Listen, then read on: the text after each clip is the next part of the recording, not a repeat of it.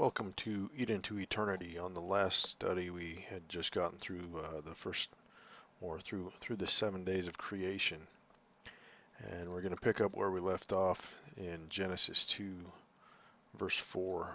And this is going to basically go back and kind of give more detail about the days and the creation that happened. So this is going to be Genesis chapter 2, King James Version, and I'm using the Bible Gateway app. It's on screen. Let's see. Verse 4. These are the generations of the heavens and of the earth when they were created, in the day that the Lord God made the earth and the heavens, and every plant of the field before it was in the earth, and every herb of the field before it grew. For the Lord God had not caused it to rain upon the earth, and there was not a man to till the ground. But there went up a mist from the earth, and watered the whole face of the ground. And the Lord God formed man of the dust of the ground, and breathed into his nostrils the breath of life, and man became a living soul. Let's go back over that a little bit. So these are the generations of the heaven and the earth when they were created. So this is telling you it's going back and going to give you some more detail about how it happened in that day that the Lord God made the heavens and the earth. It says here, and every plant of the field before it was in the earth, and every herb of the field before it grew. So the Lord had not caused it to rain upon the earth, and there was not a man to till the ground. So here I'm kind of getting the hint that maybe the seed was created first, because you plant a seed and then it needs rain, it needs water before it'll uh, begin the growing process and sprout. So it says before it grew. So I'm thinking that God made the seed, the DNA, and scattered them into the earth. So what came first, the chicken or the egg? Well, in this case, it looks like the seed came before the plant. But there went a mist up from the earth, so a mist came up from the earth. Now this is what was before it rained on the earth. The environment was very different. The climate was different. There wasn't rain. The fountains of the deep haven't sprung open, and I believe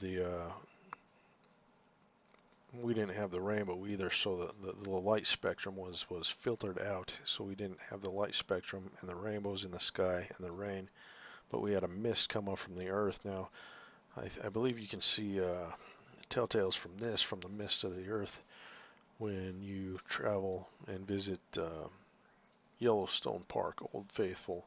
There's a geyser that goes off about once every hour.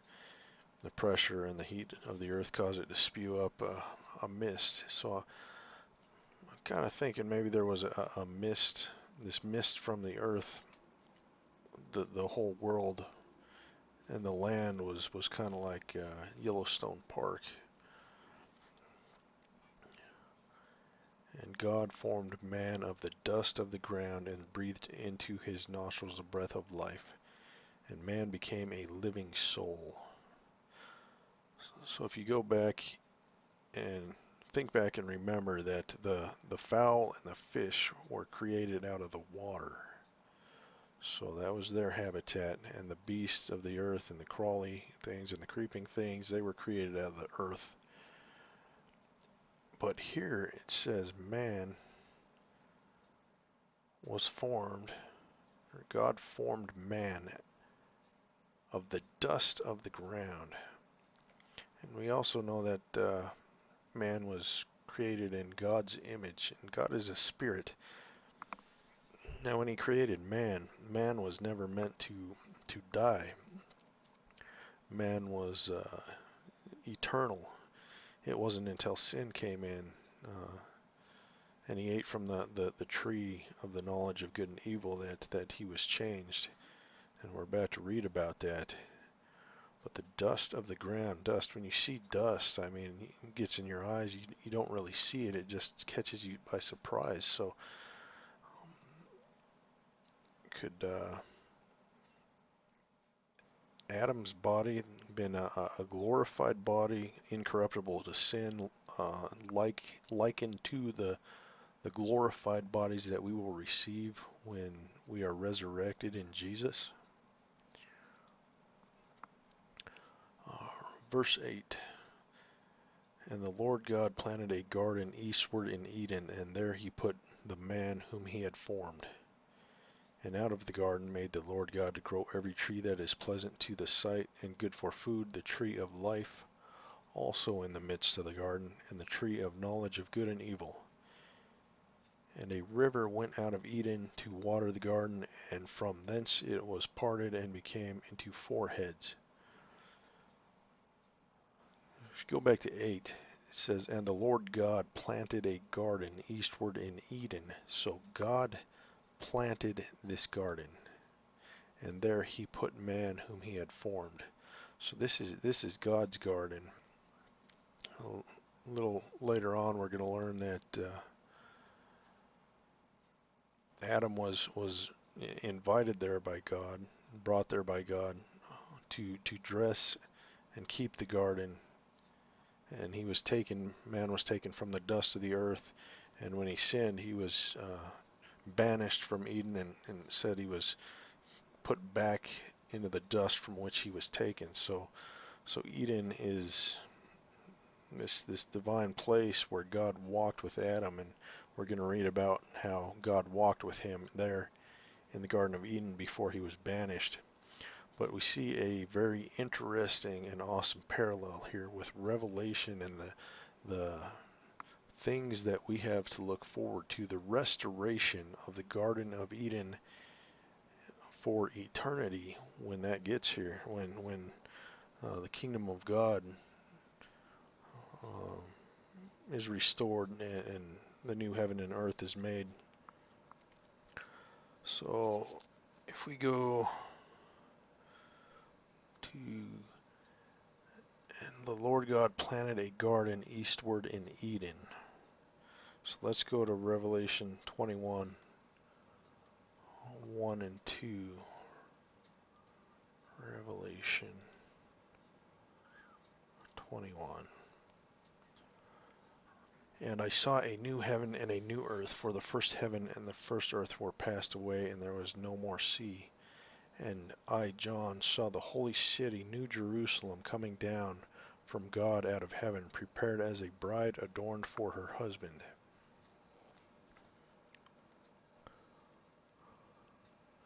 And I heard a great voice out of heaven saying, Behold, the tabernacle of God is with men, and he dwell with them, and they shall be his people, and God himself shall be with them and be their God.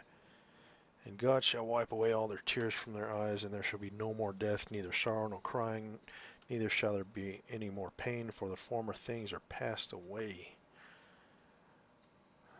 And he that sat upon the throne said, Behold, I make all things new. And he said unto me, Write, for these words are true and faithful.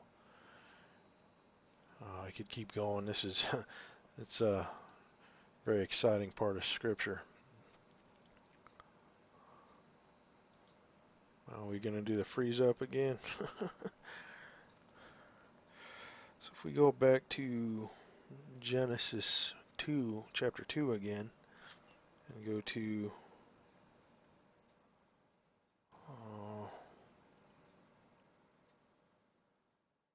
and God made the grow pleasant.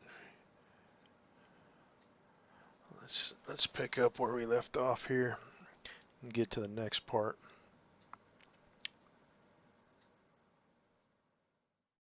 Oh wait, and out of the ground made the Lord God to grow every tree that is pleasant to the sight and good for food, the tree of life also in the midst of the garden, and the tree of knowledge of good and evil. So there's two trees in the midst of the garden, the tree of life, and you also have the tree of the knowledge of good and evil. Before man ate from this tree of good and evil, he didn't have the knowledge of good and evil, but he had the tree of life. Now if we go to Revelation 2:7.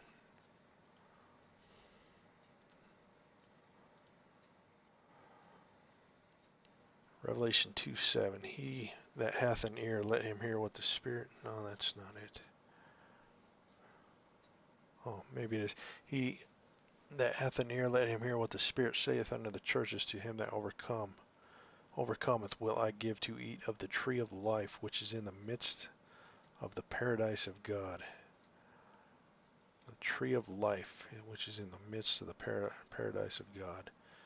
So this tree of life is going to be in the new heaven and new earth, that when basically Eden is restored. There's a couple more scriptures on that in Revelations. You can find them. Now we go on to the river. And a river went out of Eden to water the garden, and from thence it was parted and became into 4 heads. The name of the first is Pison, that is, which compasseth the whole land of Havilah, where there is gold, and the gold of that land is good. There is bdellium and the onyx stone, and the name of the second river is Gihon. The same is it that compasseth the whole land of Ethiopia, and the name of the third river is Hiddekel. That is it which goeth toward the east of Assyria, and the fourth river is Euphrates. So you have 4 rivers coming out of the Garden of Eden.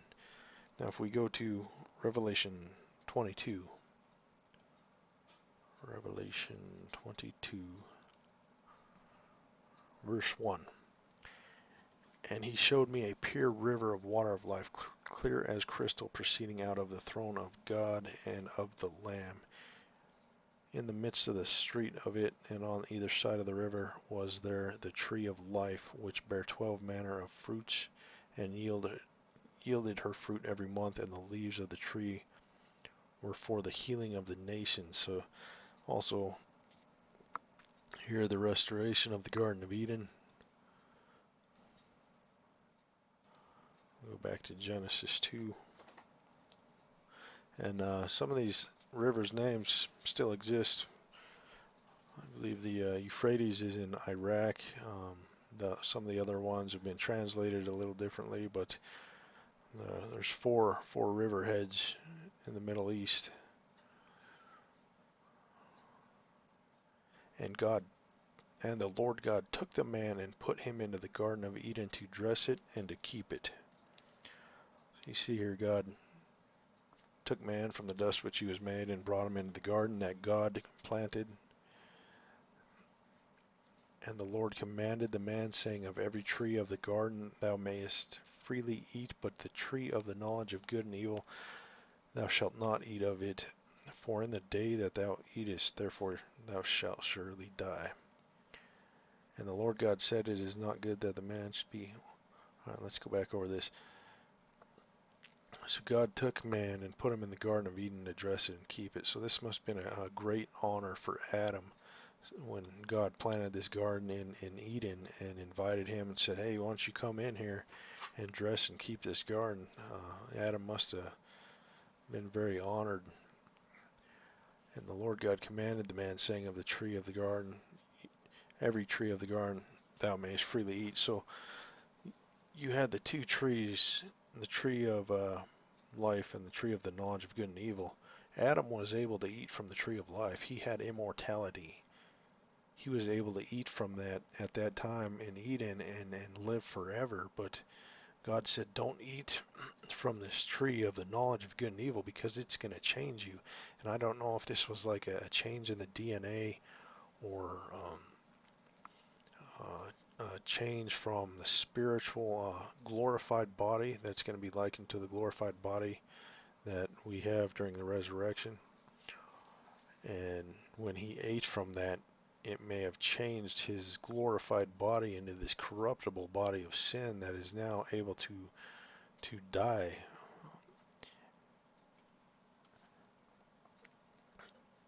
And it was actually a good thing that man, the death of man is actually a release from from sin, because later on we'll read that they took the tree of life out away from man. They took it away from man so he couldn't eat of the tree of life and live forever in his sin. So death is a release in so that we can be resurrected and regain our glorified bodies again, incorruptible.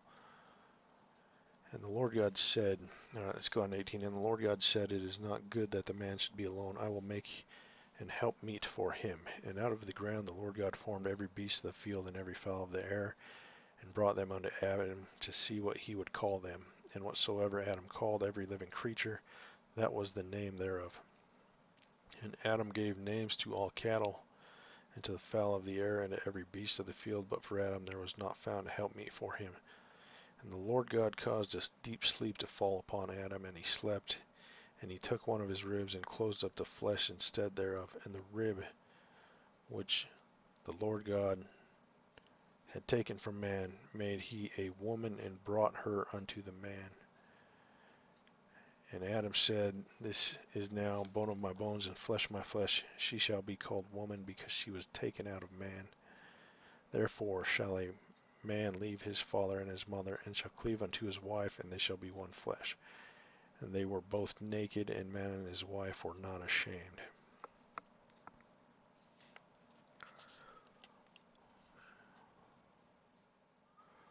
So God brought all the animals, created the animals, brought them to Adam, and Adam named them.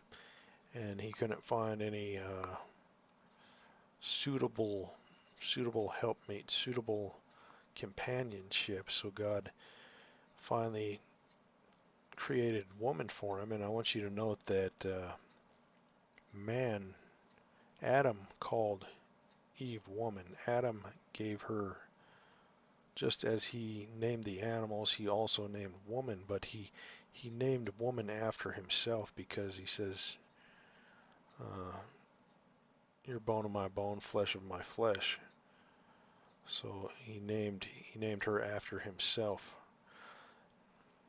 But the rib, now the rib has a very interesting story. It says, and the rib which the Lord God took from man, he took one of his ribs and closed up the flesh instead thereof. So the rib, if you do a study on this, you will find that the rib, you have two floating ribs at the bottom of your rib cage, and those two floating ribs can be surgically removed and used for like bone grafts, or to replace bones for procedures. And those ribs are the only bones in the human body that will grow back and regenerate themselves.